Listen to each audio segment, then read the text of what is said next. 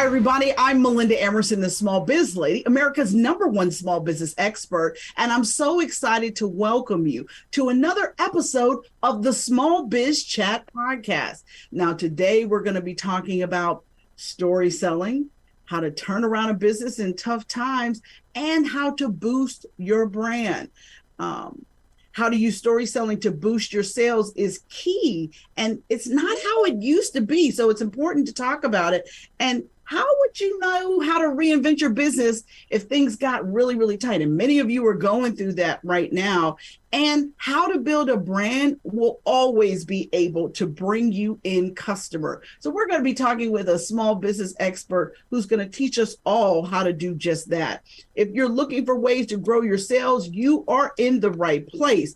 Our guest's new book is about how to use story selling to grow your sales. And if this economy has your business struggling, I got the turnaround expert. He is here, and he's going to give all of us advice on what you need to do and how you need to reinvigorate your staff to do it. And certainly all of us want to know how to build a quality brand, because when you build a quality brand, your customers will find you. And so we're going to be talking about that on today's show as well. Here on the Small Biz Chat, we talk about small business topics from all different angles.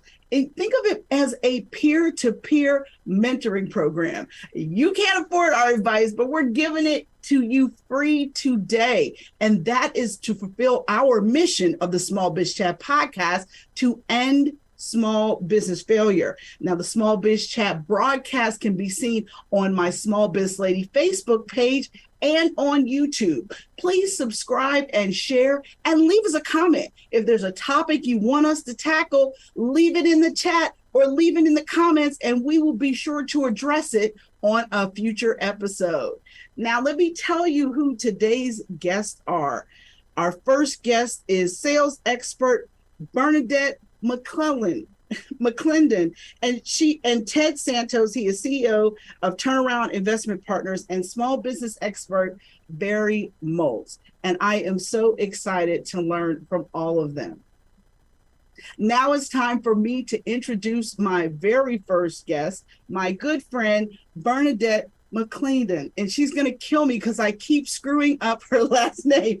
She is a high content speaker on sales leadership and story selling. She offers her clients a unique experience in helping them sell in this new connection economy. She's a natural storyteller and very inspirational speaker on leadership, sales, and motivation. And she's currently a sales mentor for Harvard MBA students. She's rated one of the top 50 sales speakers, has been a master coach for Anthony Robbins, and she is recognized as a top 1% sales leader globally. Her new book, Shift and Disrupt, Stop Selling Widgets, Start Selling Wisdom, is available now. If you want more information on her, go to BernadetteMcClelland.com.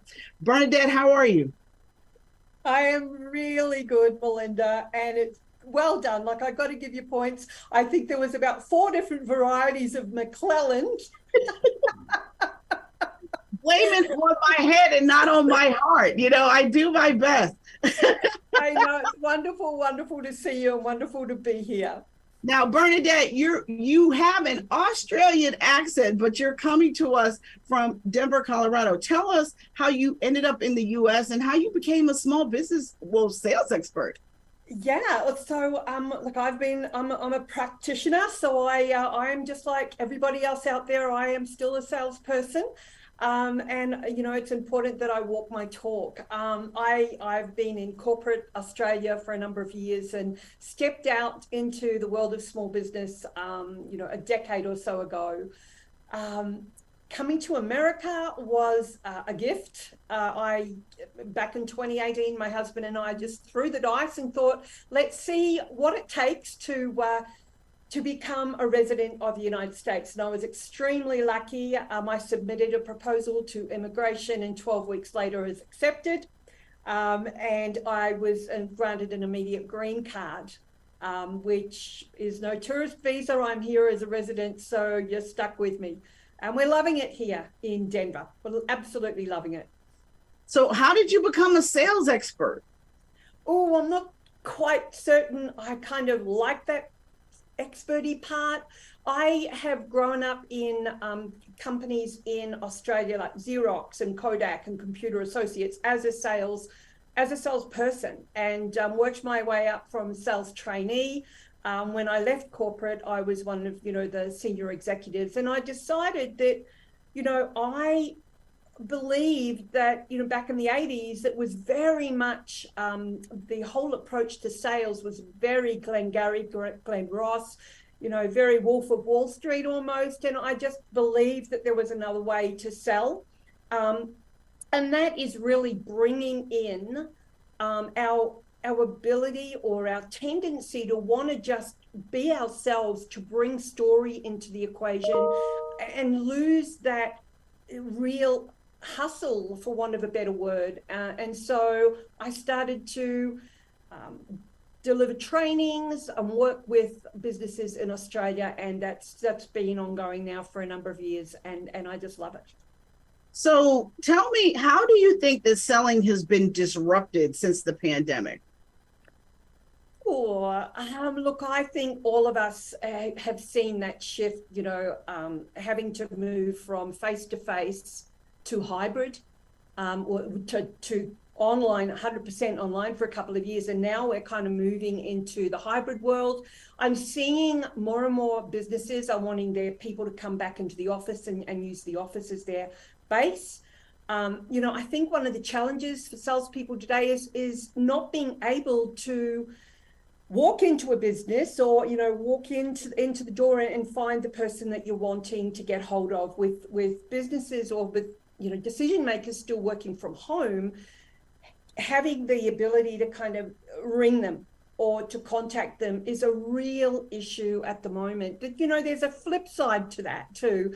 And that is when you do have the conversation with them, I think, if it's on Zoom, I think I think we've all got used to seeing people in their home office environment. And I think that's almost brought a little bit of, intimacy or connection, the ability there to connect at a different level. So I think there's fors and against. So I know that you like the term story selling, and I want you to define it for us and tell us how it's used today in the selling process. Look, there's a number of really great programs out there. I've run a number of them for salespeople based on storytelling. And that is, how do you take the whole, methodology of telling a story in order to be able to interact with somebody, connect with them at an emotional level through story, because we all know that, that's a given. That's going to connect with somebody more and more when you're able to, tell a story. But I was sitting there late last year and I was thinking, hang on, I really think there's more to story than just telling stories. So I thought, story is our oldest form of communication. We know that for a fact. I've just come back from, the Mesa Verde here up in Denton, Colorado, and seeing the petroglyphs on the rocks. Stories go back thousands of years. So we know that that's our oldest form of communication. Selling is our oldest form of commerce. So when we look at communication and commerce, I just thought, there's this portmanteau bringing these two words together as story selling. And it's like, okay, how can I bring something different to the market that augments existing sales methodologies that businesses out there have, but also goes that little bit deeper than just telling stories. So the book Shift and Disrupt, which I've just launched, is based on the story selling circles, the philosophy. And basically that is the three things that we need to focus on for a business is connecting with our buyers the right level, it's deepening our conversations, and it's accelerating our conversions. And so those stories are sit at the intersections of those three challenges, if you like. And the stories that we need to look at are the root causes of the challenges in those three areas. The internal stories that salespeople and sales leaders tell themselves about the buyer or the deal or the cost or the product. It's the external stories, that is the stories that they tell their buyer. And it's the essential stories, the stories they need to elicit from their buyer. And so that's I guess my big model, and coming off that model are 9 story modes. So that's the body of work. It is a bit of a game changer because it's taking story and selling to a totally different level. Well, one of the things that you talk about in your book also is how we just need to shift from selling stuff to selling wisdom. And talk about that. Yeah, so if you think of the shift that salespeople have got to make, they've got to stop talking about their product or their service. We know that. We've heard that mantra and that cliche forever. You know, it's not about you. And so what is the wisdom part of it? Well, if we think of what wisdom is acting or contemplating with experience, with knowledge, with insights. And so then you link that to all the studies that have been done, where 53% of salespeople, pick a number either side of 50, are not making their number, but then 71% of buyers are saying that salespeople aren't coming to the table with enough value, with enough insights. And so as part of one of my models, we're taking it up a notch, a couple of notches actually, and how do you come to the table with relevance and wisdom? Can you share an example of all of this, like, how story selling has positively impacted like one of your sales efforts? Yeah, so one of my clients is a global telecommunications company, and they've gone through, probably over the past 5 or 6 years, massive disruption. Outside of COVID, they're rebranding themselves completely. And part of their go-to-market is to become a storytelling company. And so it's really interesting because that's telecommunications industry, the CTOs or the technical officers, the salespeople are very much technical. And so technical people will tend to think, story, I don't need story, it's not logistical, it's not bits and bytes, it's not technical. But because there's kind of like certain structures to it, they love it and they actually become some of the best storytellers. Whereas the typical salesperson who loves to tell a really good story sometimes is not relevant. So there's you can see this shift, and so there is an impact being made. Thank you so much, Bernadette. When we come back, we're going to talk more about story selling and how it can help you be more effective. You're watching the Small Biz Chat podcast, and we will be right back.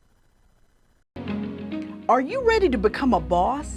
Hi, I'm Melinda Emerson, Small Biz Lady. Click the button below and take my free boss quiz. This assessment will help you learn your entrepreneur type and find the right business model for you. Get this information about the #1 asset in your business. Yeah, that's you. Hi there. Welcome back to the Small Biz Chat podcast. I am Melinda Emerson, your host. We're talking with a sales expert about story selling. Bernadette, tell me something. Can you adapt a story selling approach to different customer segments or in multiple industries? Oh, absolutely. Absolutely. And I think from a commercial perspective, if you're able to do your research and then be able to look for the patterns in that research, bring it into some form of a mental model, because that is another way to tell a story, and sit there and co-create with your buyer, we're both on the same side of the table now, and they know that you get them. Can you share any best practices for a salesperson that wants to incorporate story selling into how they're pitching, their corporate clients? Yeah, definitely. I'm just thinking here. Yes, definitely. So make sure that whatever it is that you are sharing from a story perspective has a business point. There must be some relevant business point. And secondly is to really hone in on your questions. And when you can frame your questions from the angle of eliciting their story, you'll actually naturally become more present to the conversation. They'll do more of the heavy lifting, and you will have more data for when it's time to deliver your proposal. And then what is the best business advice you've ever been given? Oh, do your taxes. And I always have. That is good advice. Thank you so much, Bernadette, for being here with me on the Small Biz Chat podcast. You guys don't forget to grab her new book. It is Shift and Disrupt. Stop selling widgets, start selling wisdom. And when we come right back, we're going to be talking about how to turn things around. If you've been struggling in your business, you're watching the Small Biz Chat podcast, and we will be right back. Hi, I'm Melinda Emerson, Small Biz Lady, and I want to welcome you to Small Biz Lady University. Our mission here is to end small business failure. So all of the courses here are about two things: how to become your own boss or how to make money online. So that's what we do here. So whether you want to learn about email marketing and sales funnels, or you're ready to get started with social media selling, or if you're really just getting started with e-commerce, you might want to jump into our How to Sell and Market Online course. Either way, if you want to learn how to become your own boss and do it well, I have everything you need here at smallbizladyuniversity.com. If you have any questions or have any technical problems getting signed up, just email us at support@melindaemerson.com. Take care. Welcome back to the Small Biz Chat podcast. I'm Melinda Emerson, Small Biz Lady, your host, and I hope you're watching us on my Small Biz Lady Facebook page or our YouTube channel. If you know a topic that you would love for us to talk about, leave it in the comments, and of course, subscribe and share. We want more people to have access to this great information to grow their business. Now it's time for me to introduce my next guest. We're talking about business turnarounds with my guest, Mr. Ted Santos. He is skilled at reinventing companies, and over the past 25 years, he's reinvented himself several times. He has experience as a sales trainer, executive manager, entrepreneur, and executive coach, and he's currently chairman and CEO of Turnaround Investment Partners in New York City, which provides high-value consulting services to mid-size and large companies. Mr. Santos coined the term disruptive leadership model, which is designed to empower companies to innovate and penetrate untapped markets. He uses this proprietary methodology to work with CEOs who are committed to driving innovation at the enterprise level. For more information, head over to turnarounddip.com. Ted, welcome to the Small Biz Chat podcast. Thanks for having me. It's my pleasure to be here.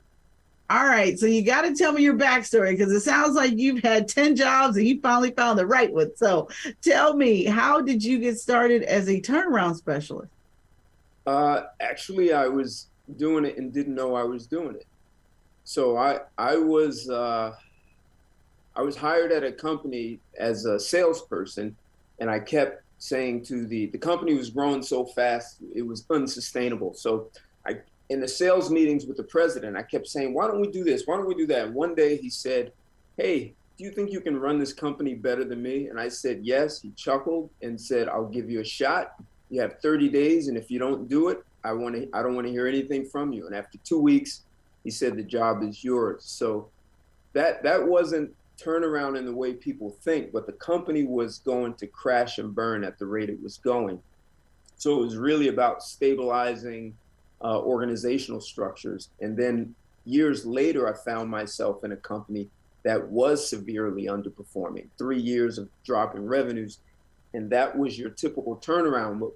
The two companies had something in common, was that the organizational structures could not support where they wanted the business to go. So that was really about driving revenues, finding new services, and that sort of thing. So that it started from me not knowing I was doing it, except I was doing it. Can you share some of the key strategies that you employ when you're actively, trying to transform an organization with a client?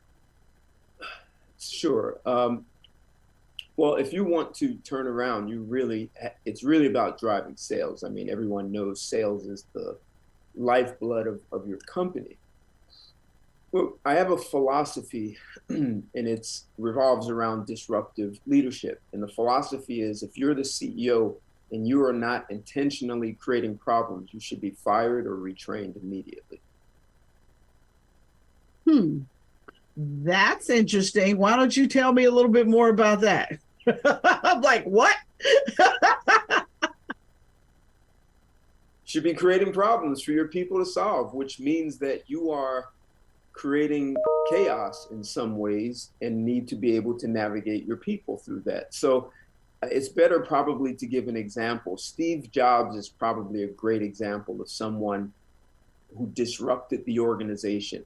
I mean, just imagine you make these big computers that cost, $2,000, $1,500, $2,000 or more. And he says, we're going to make a device that has 1,000 songs on it. People are wondering, is he high? Did you smoke something good? Why are we doing this? Why are we competing in a business that has nothing to do with us? Except that disruption, that problem he created caused them to perhaps have to find new vendors. You had to use the same technology you already had and miniaturize it and do things that for which there was no blueprint. So when they created the iPod, they now had new skills and competencies that they could have never gotten without the problem he created. So is that your disruptive leadership model? Was that what that is? Absolutely. And to create disruption, one of the things that you have to deal with is these presuppositions that you have about what can and cannot be done. So if he says put 1,000 songs on a device, people will tell you all the reasons why it can't be done, even though they haven't even tried it. So if you think about it, most disruptive technology comes from outside your industry. Technically, there's no reason Sony was not the company to create the iPod first. But they already knew what they did. They knew what they knew, and they knew it well, and they just kept doing more, better, or different of the same thing. And you could say that's what our business model is really about. If you do more of this, you do it better, or you do it different. And it's someone outside your industry who has a perspective and doesn't have the limiting beliefs and blind spots you have, that they'll make that quantum leap and create the breakthrough. So tell me about a company that you've actually worked with that you helped sort of like reinvent themselves from this disruptive leadership model. So first, I would never talk to a company about reinventing. True innovation is about inventing, not reinvent. Reinventing is about having improvement. So breakthroughs you could say are found in this domain of things you didn't know. So I worked with a company that was started by the grandfather. It was a family-run business, started in 1930. And they make bread, they make food, consumable items. It started off in retail. Then the son-in-law took over the business and he put it in the commercial world. And now the grandsons are running the business. And they've always made their own products under their own brand. What they had never done was do something called co-packing or co-manufacturing, which means you're now making products under someone else's brand.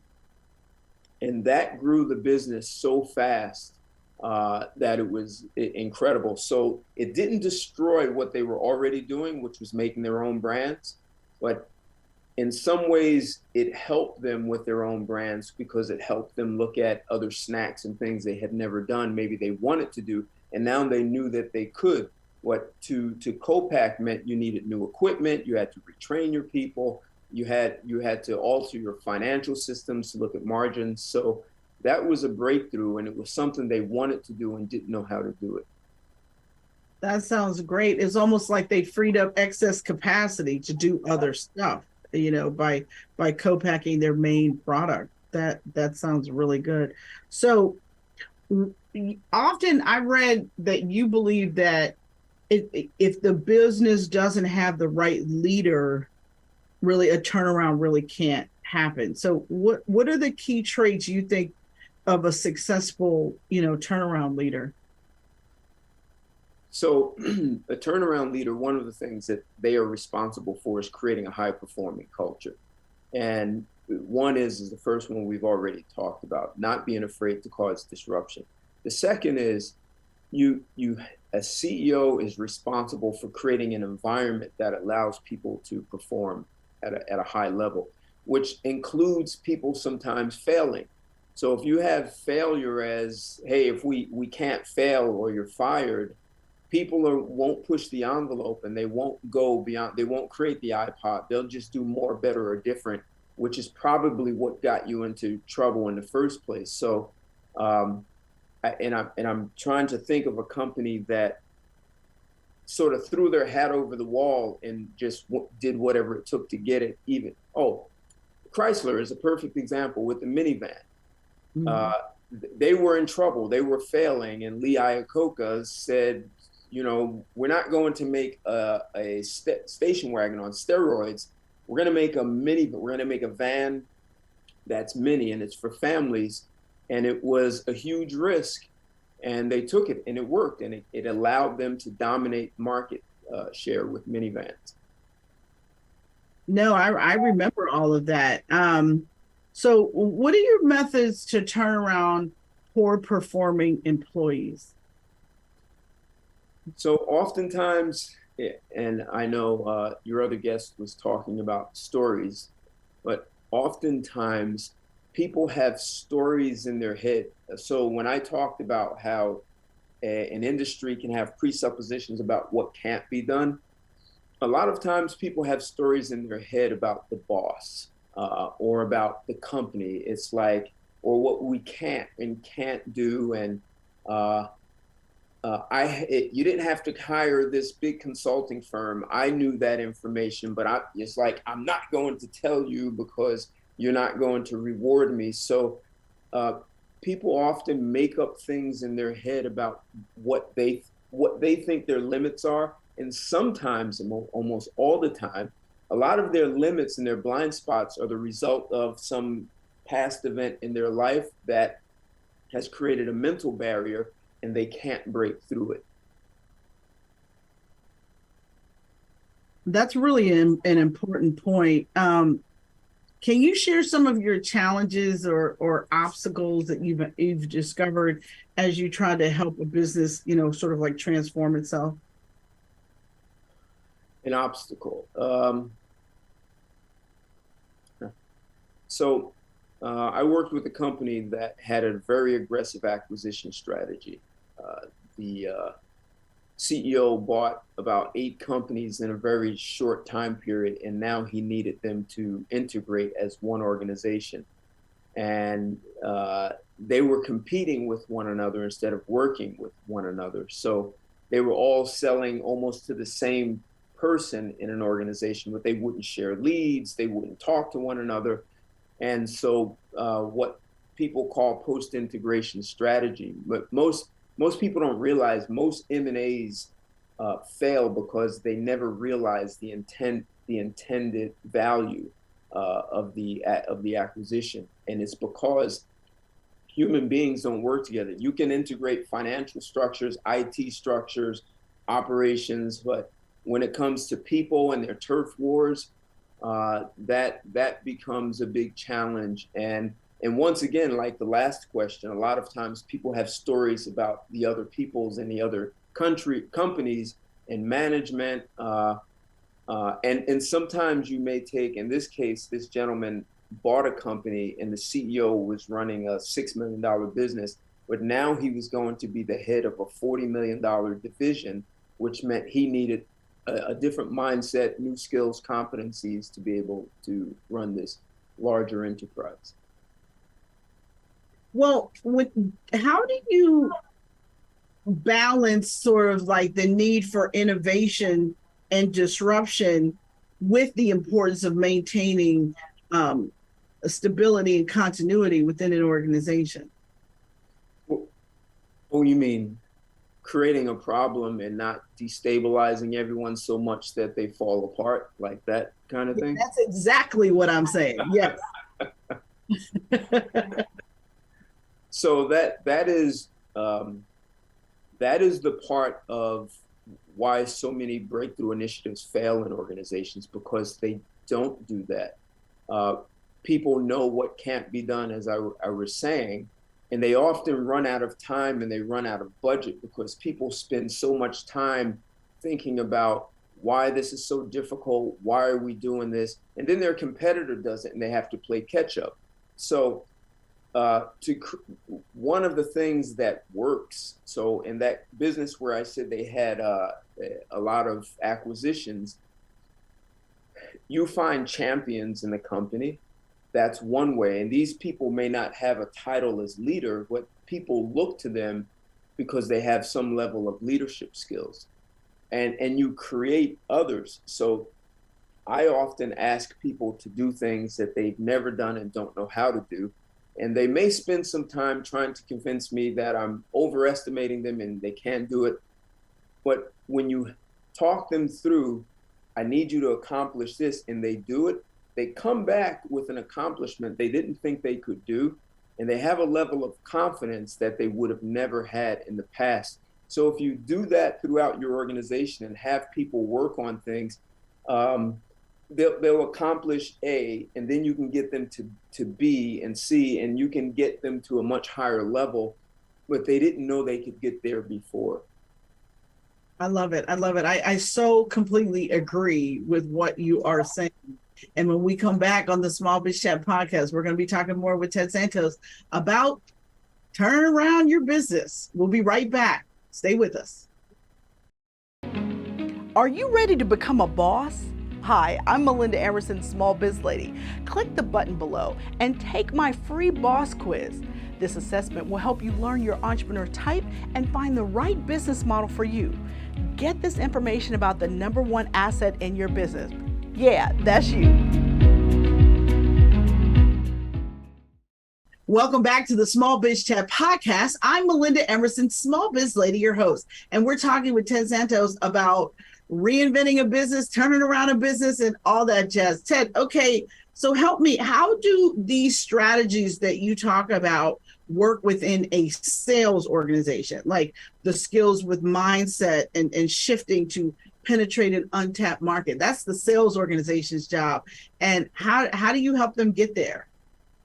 So your sales team is really important in this because they are the ones who can ask your customers. They're the front line with the customers, and they can learn to ask questions about possibilities that maybe the operations team doesn't see. So whether it's services that you're giving away for free that you can charge, or they may see a new service in existing clients, which opens up completely new markets.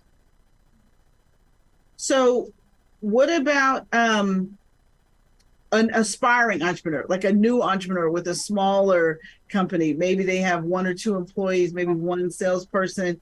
How can these people employ some of these same strategies that you talk about to reinvent or reinvigorate their business so that the competition doesn't come and swallow them up? So never be afraid to ask your people to do something they don't know how to do. That's part of coaching. So as a CEO, you want to always be thinking about coaching your people up so you can make yourself obsolete. So whatever you do today as a CEO, it's best if you're not doing the same exact thing a year from now. So strategic delegation, asking your people to do things they don't know how to do, builds up their confidence, and allows them to support you in ways that you can't imagine.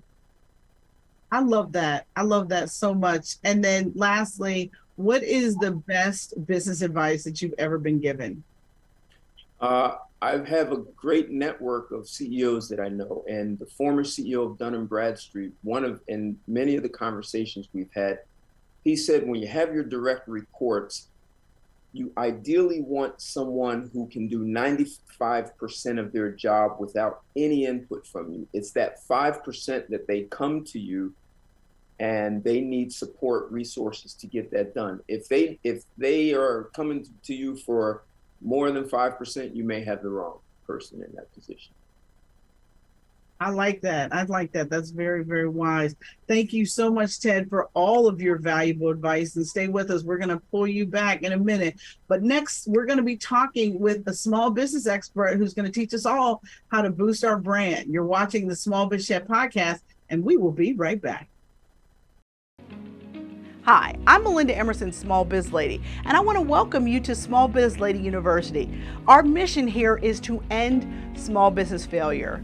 So all of the courses here are about two things: how to become your own boss or how to make money online. So that's what we do here. So whether you want to learn about email marketing and sales funnels, or you're ready to get started with social media selling, or if you're really just getting started with e-commerce, you might want to jump into our How to Sell and Market Online course. Either way, if you want to learn how to become your own boss and do it well, I have everything you need here at smallbizladyuniversity.com. If you have any questions or have any technical problems getting signed up, just email us at support@melindaemerson.com. Take care. Welcome back to the Small Biz Chat podcast. I'm Melinda Emerson, your host. And now it's time to talk with one of my favorite small business experts. His name is Barry Moltz, and we're going to be talking about brand building with him. Barry is an entrepreneur, business expert, and family business advisor dedicated to getting small businesses unstuck. He is the author of several small business books, including You Need to Be a Little Crazy and How to Get Unstuck. He's also the author of Change Masters, which is the winner of the 2022 International Book Award. Barry has founded and run small businesses with a great deal of success and failure for over 20 years. And after successfully selling his last business, he gets business owners growing again by unlocking their forgotten potential. Barry Moltz, welcome to the Small Biz Chat podcast. It's always great to be with you. You're looking beautiful today as ever. Oh, thank you. You are so sweet. All right. So Barry, let's talk about your entrepreneurial journey. You know, one of my favorite things about you is I have been in business for 24 years. And I remember years ago, let's say 20 years ago, my business was in trouble. And I read your book, Bounce, and it meant so much to me and gave me so many good ideas that helped me turn my business around at the time. So I just want to give you your flowers while you are here, because that book changed my business and my life. Now, let's talk about, in your experience, how does branding impact small business growth? Branding is what people say about you when you're not around, right? I mean, I wore an Aloha shirt today because think about it, that's branding. As soon as you see an Aloha shirt, what do you think about? You think about Hawaii, right? You think about all those great things that go into the beach and the hula and all those kinds of things. So they've done a great job of branding the Aloha shirt to mean Hawaii. Branding should be immediately understand that when they think of your business, it should be the one thing they think of. So think about Apple. When you think of Apple, their branding is innovation. UPS, you think about what they're going to deliver on time. So these are simple kinds of things. Like, so for example, you've done a great job with branding for yourself because you're the small business lady. You're the #1 small business expert in the country. And we hear that over and over again. And it's easy to think, Melinda Emerson, small business lady, become your own boss. That's really what it is. You've demonstrated it over and over again, Melinda. Thank you. Thank you. Well, how do you define a strong brand? I know you just gave us this example of Hawaii and Hawaii shirts. I was wondering if I needed to get you a stylist. I didn't know what was going on with your Hawaiian shirt today. That's right. But how can you define a strong brand? Like, what are the elements that are crucial that go into branding, right? It's not just your logo. Right. Again, it's the feeling that people get when they buy your product, when they're associated with your service, whatever it is, because branding is about feeling. Think about how people feel when they ride a Harley Davidson, right? Or I use Apple products. What do I feel like? So it's got to be some kind of feeling. They know exactly the mission that this company is on and how they're supposed to feel, and they share that feeling with other people around them, other evangelists, or sometimes we call them sneezers, right? I don't know if you ever see a sneezer where they just sneeze and they spread it all around. That's someone that's an evangelist. Well, I also think that branding is about brand equity, right? And you build brand equity with your customer experiences and your customer interactions and that kind of stuff. That kind of builds that stickiness of your brand, right? You go into a restaurant and you love how the restaurant feels. You love how the people look. They seem interested in making sure you had a great meal, right? It's like those little things, because we know what it's like when we go into a restaurant and you waiting 15 minutes for somebody to even realize that you're standing there to seat you, right? We know how that. Right. It's that consistency, right? I know when I go into McDonald's, pretty much anywhere in the country, I'm going to get the exact same experience, right? I'm going to walk up to the counter, I'm going to walk up to a kiosk, I'll put my order in, and when I get it, those French fries can taste just as delicious as they did in Boston as they did in San Francisco.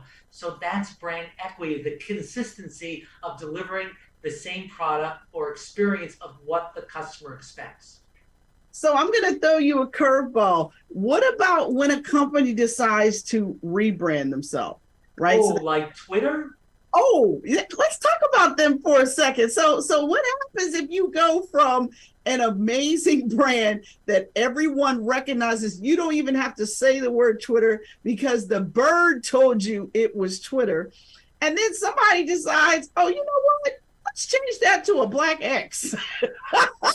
I think that when you're a billionaire with an oversized ego, not really mention anybody's name, right? I don't think he really cares. He has been changing what Twitter means to most of us over the last year. So now he's just changing the name to X. It's the same thing. He's trying to reinvent that platform with the number of users that are out there to something else. And whether it's called Twitter or X, it doesn't really matter. I think from the brand equity standpoint, I think it's very foolish, but who am I to tell a billionaire what to do? Well, I just wondered if it wasn't one of those things where it was like he was so mad that they made him buy it after he ran his mouth that he said, okay, I'm going to buy it, but I'm going to destroy it for all the people that love it. Like, because I almost feel like that's what's going on. Listen, he's known to be very spiteful, so I would not put that past him. It's very sad because, I love Twitter. Twitter changed my life. I built my brand, the Small Biz Lady brand. I became the Small Biz Lady because I couldn't get my name on Twitter. That was the whole thing, how I even became the Small Biz Lady. So it's like, for him to be destroying Twitter, I'm sitting up there like I'm looking at him going, stop. Melinda, here's the crazy part. Tweet has become a verb. Why would you change the brand when tweet has become a verb? What are we going to call it? We're going to now exceed? I don't know what we're going to call it. I've exceeded. It reminds me when Prince put that little thing on his face. Remember, and we were like, okay, we're not allowed to call him Prince anymore. I don't know what's happening, but clearly nobody is advising him. He doesn't have any friends. Somebody is like not willing to tell him, please stop it. Or maybe he's just trolling us all, right? He's just doing it for the fun of it. Maybe, although I have another funny thing to tell you. So the day he did it, I put out, wow, this is a real fail well, and it was gone. They like, so now we're censoring people on Twitter too. So he snatched it away. So I was just like, oh, okay, I see you. I got a verified tweet. You gonna just make my comment disappear because I said it was stupid, and I wasn't even mean about it. I just said new logo, fail well is what I said, and they made it disappear. But I hear he's going to change Tesla to Einstein's. But I don't know. Maybe that's something different. But I'm only joking. But I would put it past him. All right. Well, back to advice is going to help small business owners. So, what kind of strategies or techniques can small business owners use to implement and effectively communicate their brand message? Right? Because it's not tagline, right? Your message is right. You know, again, first of all, I believe that we can't sell anything to anybody. We have to be there when people are ready to buy. So what that means is you have to have a consistent digital marketing strategy. So when people come up with the pain, have the pain that you solve, they'll become aware of you. I mean, why is it that all of a sudden when I want to buy a motor scooter, I see all these ads of motor scooters around me? Because they've been there all along. That's what consistent marketing is all about. And that could be digital marketing, it could be analog advertising, it could be participating in social media or discussion groups, whatever it is, sending email. But you have to do it consistently because you never quite know when that person's going to have the pain when they're ready to buy, or they're going to want to refer someone to you that has the pain they're ready to buy. So let's talk about digital marketing, right? Because I think there's some do's and don'ts out here of digital marketing. You're the expert.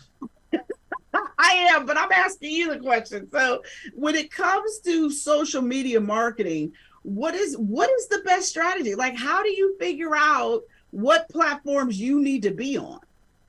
Well, first of all, you have to find out where the people who have the pain are that you're solving that problem for, right? So what I would do is I would put into the search engine what the pain that you solve or things that your customers discuss. You have to figure out what the avatar is of your ideal customer and what they're talking about, and see, are they talking about it on that platform, whether it be, I guess we can call it X or TikTok or something like that. Find out where your people gather. And what I suggest is that when you start, you just focus on one platform. Don't try to spread yourself too thin, because you really have to show up all the time on that platform. I 100% agree with you. I'm a big fan of one or two platforms. That's it. If it's not, you don't need to be out here unless you sell social media marketing services.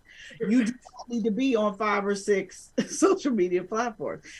I remember when everyone was running a Clubhouse. Now everybody's running a TikTok. Right now, video marketing is effective. I am definitely never going to tell people that they don't need to be doing video, but they could do video on Facebook. They can do video on LinkedIn. They can do video on Instagram, right? So I think that you've got to think about your content strategy, your target customer, and where your target customer hangs out online.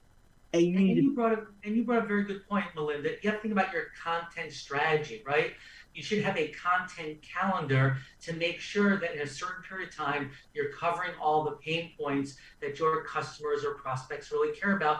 Just don't post whatever's willy-nilly. Now, there's nothing wrong with posting social kinds of things. I mean, I've watched your son grow up over social media. I feel like I practically know him, but it gets me to connect more with you personally. So I'm not only tied in with your brand, but I'm tied in and identify with you. Well, and that brings me to a really good question. A lot of times people think they need to have a separate personal Instagram account, and then they need a business Instagram account. What is your thought about that?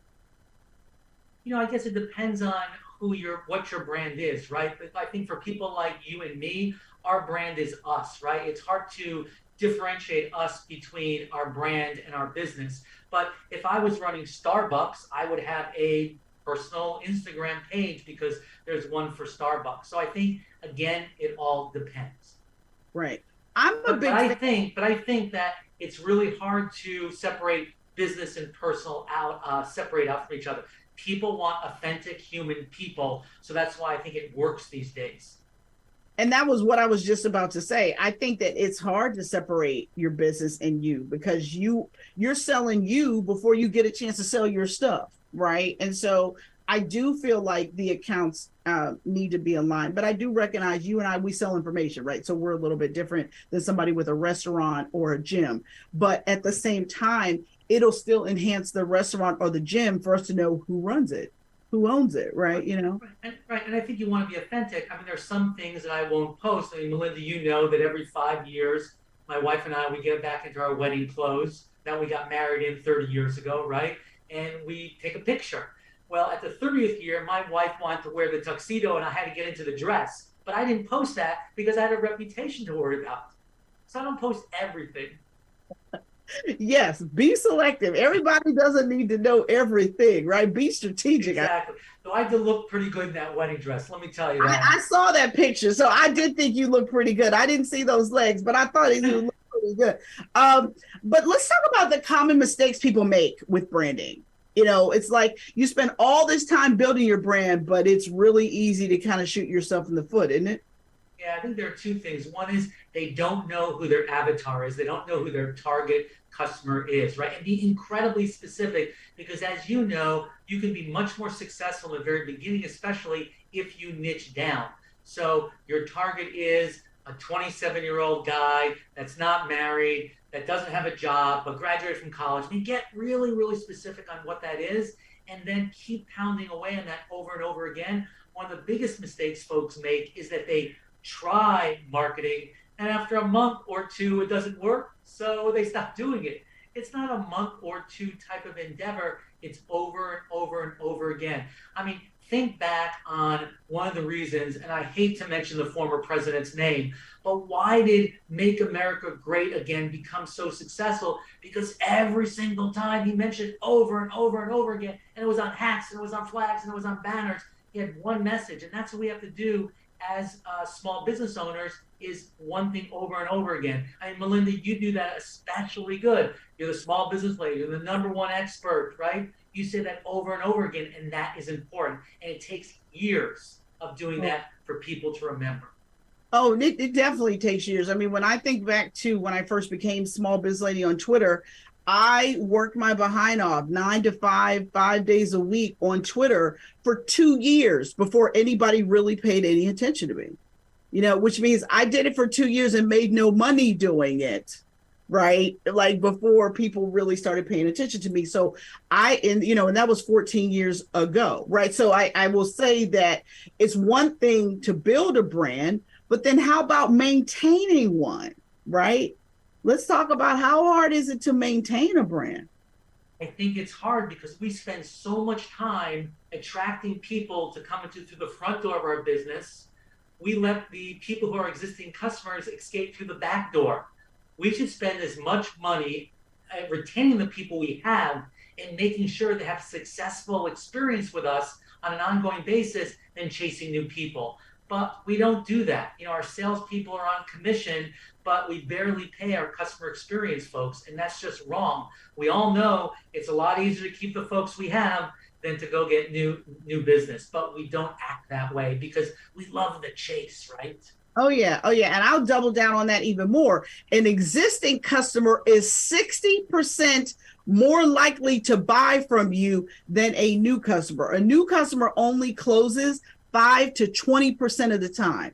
But an existing customer, it is like 60 to 65% of the time. So why wouldn't we love on people who have already loved on us? Like, I do not understand it. Like, I feel like I talk about customer retention like everywhere I go, but it's like, it's essential. You know, you don't want somebody to buy something once. You need somebody to buy it over and over again from you. Now, last question for you, Barry. What advice would you have for a small business that's thinking about rebranding themselves or, you know, revitalizing their business? I would do it very slowly and carefully. Don't do what Elon Musk did, right? Think about what are really the reasons behind why you have to rebrand. Only rebrand when either you're trying to leave something behind or your business becomes something that the current brand doesn't represent. I mean, think about what Dunkin' Donuts did, right? They went from Dunkin' Donuts to just Dunkin'. Now, I'm not sure I like the name Dunkin', but the thing was, it wasn't all about donuts anymore. So they went to Dunkin'. So do it very carefully. I think that's a really, really good advice. And what is the best business advice someone's ever given you? The best business advice anyone's ever given to me was, it's cash flow stupid, right? Business is not about sales. It's not about profits. It's about cash flow. And if small business owner was focused on the amount of cash they have and when they collect their cash from their customers, we'd have a lot more small business owners still in business. I love it. I love it. Thank you so much, Barry, for being here. Thanks, You Melinda. know, you are my favorite small business expert. So I'm so happy to have you here. And now what I want to do is bring our other two guests back. Let's bring back Ted Santos and sales expert Bridget, Lord have mercy, Bernadette, Bernadette McClelland. I think I got it. Anyway, so I want to bring them back. We're now going to do a little quick panel that I like to call Hit It and Quit It. So here's how it works. I'm going to ask one question. Each of you have to answer the question, and you only have 30 seconds to answer, and you cannot steal somebody else's answer. So if they say the answer, you got to come up with something else. All right? Everybody know how this works? So Bernadette, I'm coming to you first, and then I'm going to come to you, Ted, and then I'm going to come to you, Barry. All right, we ready? All right. What is your favorite podcast? Oh, my favorite podcast, it's All in the Mind. It's an Australian Broadcasting Corporation podcast on, brain Okay. and mind. All in the Mind. Love it. Love it. All right, Ted, what is your favorite podcast? I'll probably say his last name incorrectly. I'll be like you. And let Tom Bilyeu, I think. Brilliant guy, has great guests on his shows. What is the name of his podcast, though? Is it his name?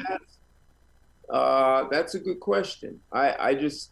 Don't worry about it. We'll find it. We'll put it in the show notes. Barry, what is your favorite podcast? Of course, Small Biz Lady. I listen every single week.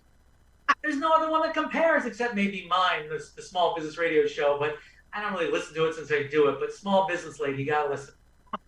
Well, my podcast is actually called Small Biz Chat, but thank you, Barry. All right. The small biz part, right? You got the small biz right. Okay, second question. Ted, is first to you this time, then Barry, then Bernadette. What is your favorite business app? Favorite business app? What do you call it? Cash App, because I get money. People send money to it. Cash App. Okay, Cash App. All right. Barry, what's your favorite business app? And my ID on Cash App is Barry Moltz. So if you want to send me some money, I'm here for you, okay? My favorite business app is something called Apollo IO because it helps me find any business person's phone number and email in the country. And I really use it to prospect to get to the right folks. Ooh, that's a good one. I've actually never heard of that one. You're going to make me look that one up. He said it's Apollo IO. Apollo IO. It's about $49 a month. Well worth it. Oh, that sounds like it's good stuff. All right. Bernadette, favorite business app? Okay, so I can't say Apollo, but I will say I'll go LinkedIn. LinkedIn. All right, I'll take LinkedIn. LinkedIn's the #1 B2B sales tool, so I will take LinkedIn all day. All right, third question. Barry, you're getting this one first this time. Bernadette, you're second, and then you, Ted. What is your favorite old school marketing tip? My favorite old school marketing tip that there's nothing that can really replace meeting someone in person and socializing with them to form a solid relationship. Love it. Love it. All right, Ted, what do you got? Snail mail. Something really elegant, succinct. I used to do CEO roundtables and I sent invitations in snail mail. I like it. I like it. All right, Bernadette, what's your favorite old school marketing tip? With my book going out, I can't say snail mail, Ted. Okay, a tip is you've got to be a better marketer of what you do than doer of what you do. Be a better marketer than a doer. I don't know about that one, Bernadette. I think I will fight you on that. I think your work should speak for you. I think sometimes there's so many people out here that are such good marketers, but they're really just good at selling and not good at doing. So you got to market. Market yourself. I get concerned about people that sell too well. Market, not sell. Market. Got to market. All right. Got a better market plan. Good. All right. Last question. Bernadette, this is coming to you first, then you, Ted, then you, Barry. What is the best business book you've ever read? Well, I only bought 5 books over from Australia with me. One of them is Jonathan Livingston Seagull. Believe it or not. I love it. I love it. A Blue Ocean Strategy. Blue Ocean Strategy. That is a good one. All right, Barry. The book that I really like is Love is the Killer App by Tim Sanders. Just a fabulous book, and he really realized relationships and love was all about probably 20 years ago. I actually love that book too. And my favorite book right now is a book called 10X is Easier Than 2X by Dan Sullivan. That book is really powerful, and it has changed my outlook on everything. Thank you guys so much for being awesome guests on my show. You know, I want you all to know that I really, really appreciate your time to coach and mentor my loyal listeners. And thank you so much to Bernadette McClelland. Her new book is called was. I swear to you, blame it on my head, not my heart. Her new book, Shift and Disrupt, Stop Selling Widgets, Start Selling Wisdom. Go out and grab it. Thank you to Ted Santos, CEO of Turnaround Investment Partners in New York City. Check him out. And my favorite small business expert, Barry Moltz. You can check him out at barrymoltz.com.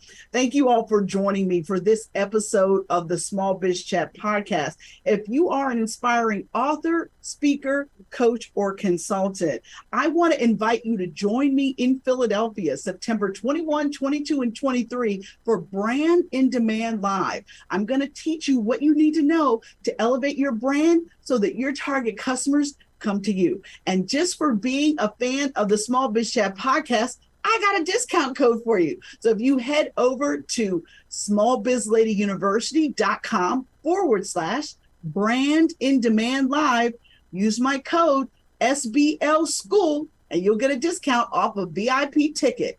All right. Thank you all so much for being here. And I want to leave you with this. You never lose in business. Either you win or you learn. God bless everybody.